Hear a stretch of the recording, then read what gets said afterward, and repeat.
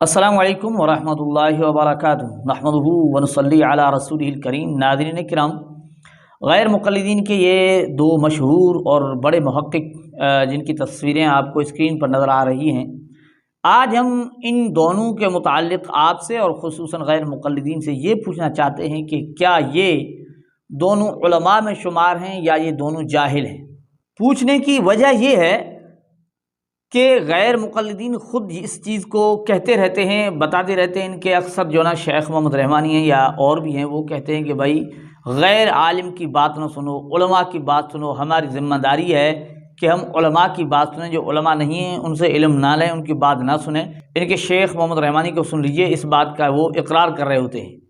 اور ہماری ذمہ داری ہے کہ ہم علماء کو سنیں، علماء کو سنیں جو علماء قرآن و سنت اور فہم صحابہ سے واقف ہیں، منہج صحابہ سے واقف ہیں، انہی کو سنا جائے، ان کے علاوہ کسی کو نہ سنا جائے۔ اب ناظرین کرام، جب یہ خود کہتے ہیں کہ علماء سے علم لو، یہ ہماری ذمہ داری ہے کہ ہم علماء کی بات سنیں، ان سے علم لیں، تو سوال یہ پیدا ہوتا ہے کہ اگر یہ دونوں عالم نہیں ہیں، اگر پہلے یہ کہ اگر عالم ہیں تو یہ آپ فیصلہ سنا دیں کہ عالم ہیں کہ نہیں۔ اب آپ کیسے فیصلہ سنائیں گے؟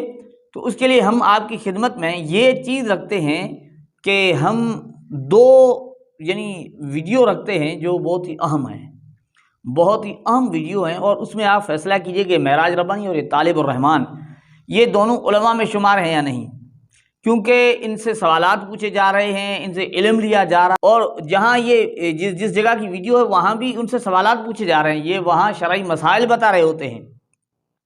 تو پہلی ویڈیو آپ معراج ربانی کی سن لیجئے، ان سے یہ پوچھا جا رہا ہے کہ امام بخاری کا نام کیا ہے، اور جواب کیا دیتے ہیں معراج ربانی، سن لیجئے۔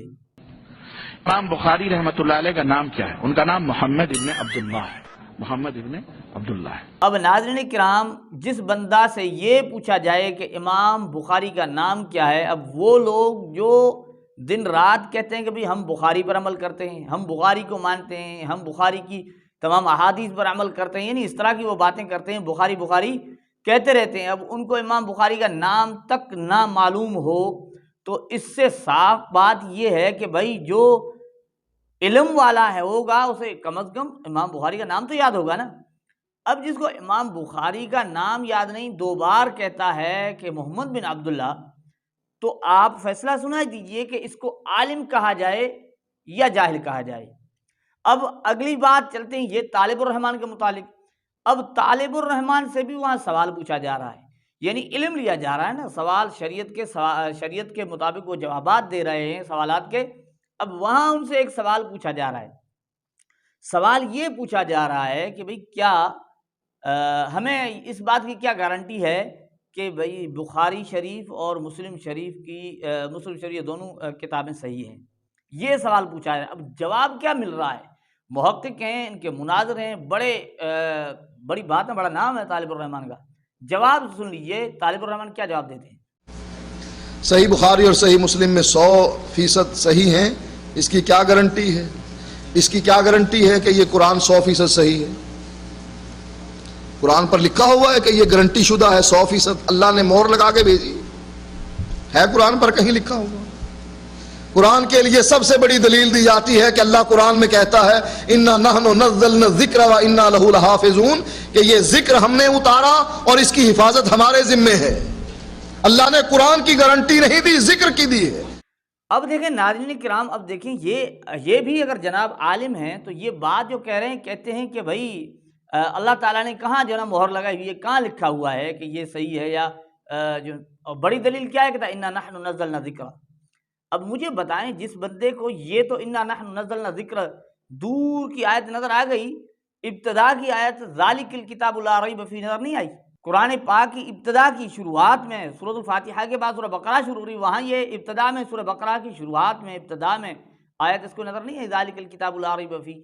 اور اسی کے تحت احسن البیان میں یہ بھی لکھا ہے کہ اس میں جو ہے نا انہوں نے لکھا کہ اس میں کوئی شک نہیں کہ یہ منزل من اللہ ہے، کہ اللہ کی طرف سے کتاب نازل شدہ ہے۔ اب مجھے بتائیں، جو بندہ یہ کہ اللہ نے کہاں لکھا ہے، کہاں مہر لگائی ہوئی ہے کہ بھئی اس میں جو ہے نا یہ کتاب صحیح ہے، اس کو یہ آیت تک کا پتہ نہیں، قرآن کی ابتدا کا پتہ نہیں ہے، اور مثال فٹ کر رہا ہے بخاری و مسلم پر، یہ کوئی مثال بنتی ہی نہیں ہے۔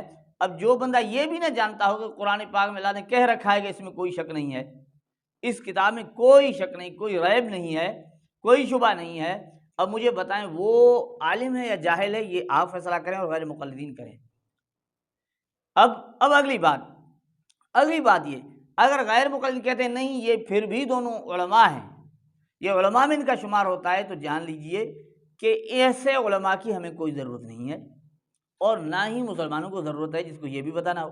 دوسری بات یہ کہ اگر یہ علماء نہیں ہیں، یہ جاہل ہیں، تو بھئی ان سے مسائل کیوں پوچھ رہے ہو؟